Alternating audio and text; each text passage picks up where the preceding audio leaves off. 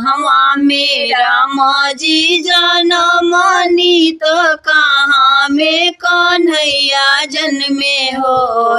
ललना कहवा में जन्मे गणेश महल उठे सोहर हो। ललना कहवा में जन्मे गणेश महल उठे सोहर हो। अयोध्या में राम जी जनमनी त मथुरा में कन्हैया जन्मे हो।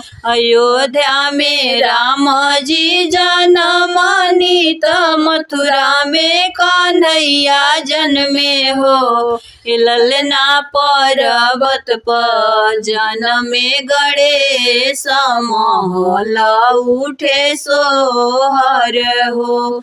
ललना पर्वत पर जन्मे गणेश महल उठे सोहर हो। केकरा से राम जी जनमनी त केकरा से कन्हैया जन्मे हो। केकरा से राम जी जनमनी त केकरा से कन्हैया जन्मे हो। ललना के करा से जन्मे गणेश महल उठे सोहर हो। ललना के करा से जन्मे गणेश महल उठे सोहर हो। कौशल्या से राम जी जनमनी त देवकी से कन्हैया जन्मे हो। कौशल्या से राम जी जनमनी त देवकी से कन्हैया जन्मे हो। ललना गौरा से जन्मे गणेश महल उठे सोहर हो।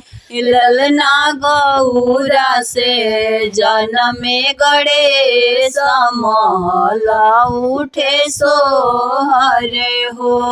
तीनू घरे लाला न जनम लेले खुशिये उजागर भइले हो। तीनू घरे लाला न जनम लेला खुशी से उजागर भइले हो। ललना तीनू लोक बाजला बधाई महल उठे सोहर हो। ललना तीनू लोक बाजला बधाव महल उठे सोहर हो। तीनू रानी गाली बजावेली खुशिया मनावेली हो। तीनू रानी गावेली बजावेली खुशिया मनावेली हो।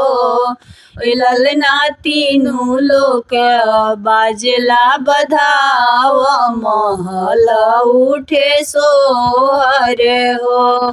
ललना तीनू लोक बाजला बधाव महल उठे सोहर हो।